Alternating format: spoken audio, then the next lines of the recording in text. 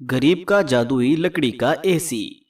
आधी रात का समय होता है, तभी गर्मी और पसीने के कारण किरण और चिंटू की नींद टूट जाती है और वे रोने लगते हैं। तभी लक्ष्मी कहती है, अरे किरण चिंटू बच्चों, तुम दोनों क्यों रो रहे हो? माँ, हमें बहुत ज्यादा गर्मी लग रही है और हमें नींद भी नहीं आ रही। देखो ना, पंखा कितना धीरे धीरे चल रहा है। काश कि हमारे घर भी एक एसी होता तो हम भी ठंडी ठंडी हवा में सोते। माँ, बापू को बोलो ना वह एसी ले आए। आखिर कब तक हम ये गरीबी और गर्मियाँ झेलते रहेंगे? रानी, हमारे घर पर कभी एसी नहीं आएगी क्योंकि हम बहुत गरीब हैं। अपने मासूम बच्चों की बातें सुनकर लक्ष्मी की आंखों में आंसू भर आते हैं, जिसके बाद वह गरीब माँ अपनी नींद गवाकर अपने दोनों बच्चों को अपनी गोद में सुलाकर कहती है, बच्चों चुप हो जाओ, रो नहीं, आओ मैं तुम्हें सुलाती हूँ। लक्ष्मी अपने दोनों बच्चों को अपने गोद में सुलाकर सारी रात जागकर उन्हें पंखा करती है और सुबह होते देखकर वह घर की सफाई करके मिट्टी के चूल्हे पर भरी गर्मी में खाना बनाती है, जिससे उसे बहुत परेशानी उठानी पड़ती है। और तभी बबीता कहती है, अरे क्या बात है बहू, तू इतनी अलसाई हुई क्यों लग रही है? सोई नहीं क्या? नहीं माँ जी, रात चिंटू और किरण गर्मी से बेहाल थे, उन्हें हवा कर रही थी। पता नहीं, हर साल ये जेठ की गर्मियाँ जीना मुहाल कर देती है। राम बेटा, हो सके तो घर के लिए एक नया पंखा ही ले आ, अब ये गर्मियाँ भारी पड़ रही है। ठीक है माँ, मैं ले आऊँगा। ऐसा कहकर राम कड़ी धूप में लकड़ियाँ काटने जंगल चला आया और लकड़ी की गठरियाँ लेकर लाला के गोदाम चला आया। लाला बहुत ही अमीर, घमंडी और लालची किस्म का इंसान है। जब पसीने से भीगा हुआ राम गोदाम में आता है, गोदाम में महसूस हो रही ठंडक से वह राहत की सांस लेता है। तभी उस गरीब की नजर गोदाम में लगी एसी पर पड़ गई और उसके आंखों पर उसके मासूम बच्चों की एसी की ख्वाहिश झांकने लगी। राम, आ गया तू? हाँ मालिक, ये लीजिए, मैं लकड़ियाँ ले आया हूँ। चल रख दे यहाँ। मालिक, आज आप मेरा हिसाब कर देते तो बड़ी मेहरबानी होती। इस वक्त मुझे पैसों की बहुत जरूरत है। मेरे बच्चे गर्मी से परेशान हैं। मैं उनके लिए एक एसी खरीदना चाहता हूँ। ये सुनकर लाला ठहाके मारकर हंसते हुए लाचार लकड़हारे की हंसी उड़ाता है। अरे सुना तुम सबने, ये गरीब अपने घर में एसी लगवाएगा। अरे तेरे घर का चूल्हा तो मेरी बदौलत चल रहा है। या यूं कहूँ, तू वो कुत्ता है जो मेरे टुकड़ों पर पल रहा है। ये सुनकर राम को अपनी बेइज्जती महसूस होती है और वह डबडबाई हुई आंखों से बोलता है, मालिक, माना मैं गरीब हूँ, मगर मैं अपना खून पसीना बहाकर अपनी मेहनत की खा रहा हूँ। तू दो कौड़ी का लकड़हारा मेरे आगे जुबान चलाता है। अरे अब मैं तुझ फकीर को एक कौड़ी भी नहीं दूंगा। फिर जब तेरे घर में दाने दाने के लाले पड़ेंगे तो फिर तू मेरे पास अपनी दुम हिलाता हुआ आएगा। हरिया गालिया धक्के मारकर निकाल दो इस गरीब फकीर को।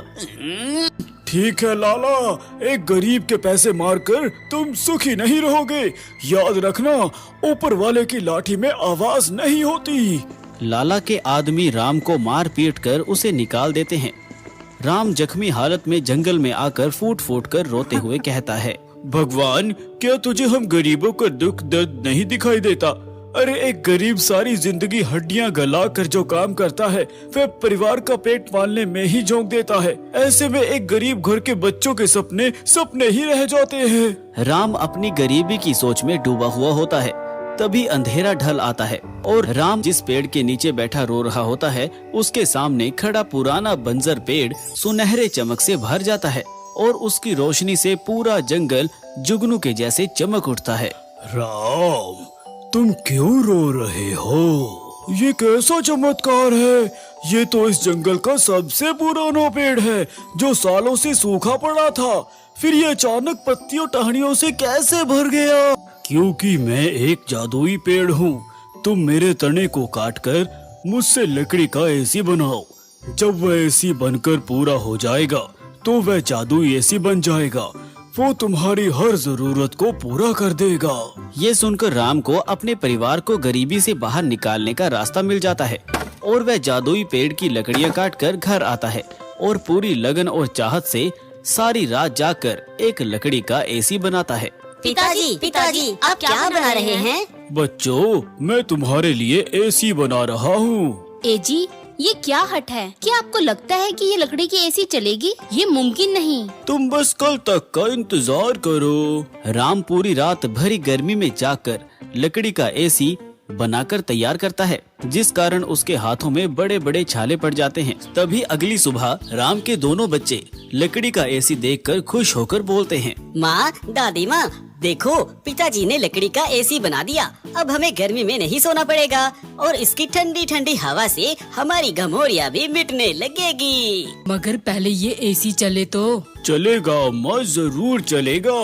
ए मेरे जादुई एसी, चल। राम के कई बार कहने पर जब एसी नहीं चलती तो उसके बच्चे गुस्से में कहते हैं, ये लकड़ी का एसी नकली है। पिताजी ने हमसे झूठ कहा। पिताजी ठगी हैं। लगता है सारी जिंदगी हम इस गरीबी में ही सड़ते रहेंगे। हमें एसी की हवा नसीब नहीं होगी। उस दिन किरण और चिंटू पूरे दिन कुछ नहीं खाते और रात में भी रोते हुए सो जाते हैं। वहीं राम और लक्ष्मी निराश होकर सो जाते हैं। तभी आधी रात उनकी नींद खुलती है तो वो जादुई लकड़ी के एसी को चलता देखकर चौंक उठते हैं। देखा माँ, मैं न कहता था कि ये जादुई लकड़ी का एसी चलेगा। हाँ मेरे लाल, तेरे हाथों में तो फनकार है। चिंटू भैया, इस लकड़ी के एसी के अंदर से कितनी ठंडी हवा आ रही है। हाँ रानी, मगर काश कि इससे हमारी घमौरियाँ भी मिट जाती। बच्चों के ऐसा बोलते ही लकड़ी के एसी के अंदर से एक सुनहरी रोशनी दोनों बच्चों के शरीर पर पड़ती है। उनकी घमौरियाँ मिट जाती है। अजी, वह देखिए, इस जादुई लकड़ी की एसी ने तो कमाल कर दिया। क्या पता इससे आपके हाथों के जख्म और छाले भी भर जाए। ए मेरे जादुई लकड़ी के एसी, क्या तुम मेरे जख्मों को भर सकते हो? अचानक जादुई एसी से आवाज आती है, हाँ राम, मैं ये कर सकता हूँ। मेरे लिए कुछ भी कठिन नहीं। जैसे ही एसी की जादुई ठंडी हवा राम के दोनों हाथों पर लगे छालों पर पड़ती है, वह ठीक हो जाते हैं। तभी गरीब बबीता के मन में गरीबी से उभरने का ख्याल आता है। ये लकड़ी का जादुई एसी तो चमत्कार कर रहा है।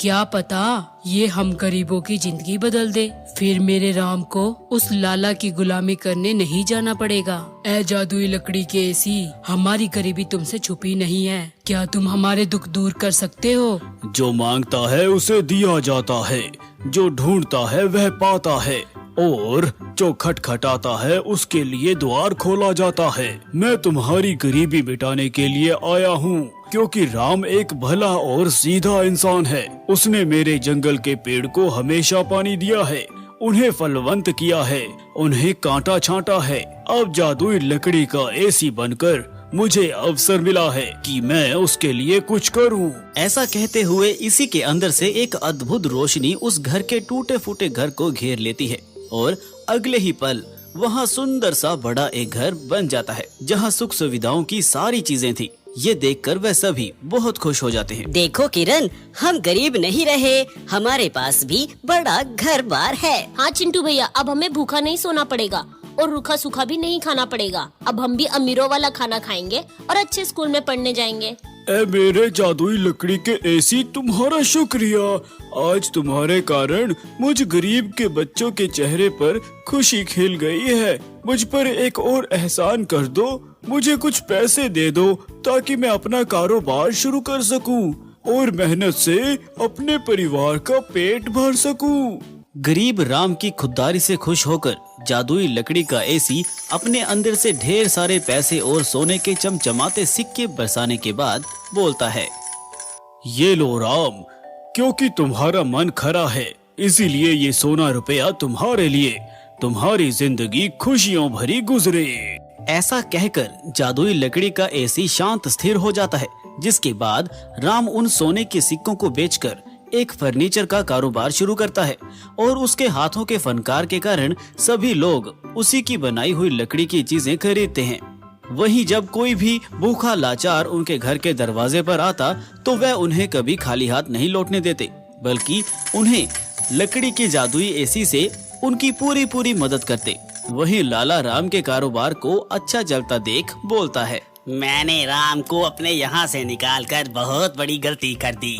मैंने अगर इसे नहीं निकाला होता तो आज ये इतनी तरक्की नहीं कर रहा होता। खैर, अब किया भी क्या जा सकता है। अब इसी तरह राम का परिवार एक अच्छी जिंदगी खुशी खुशी जीने लगता है।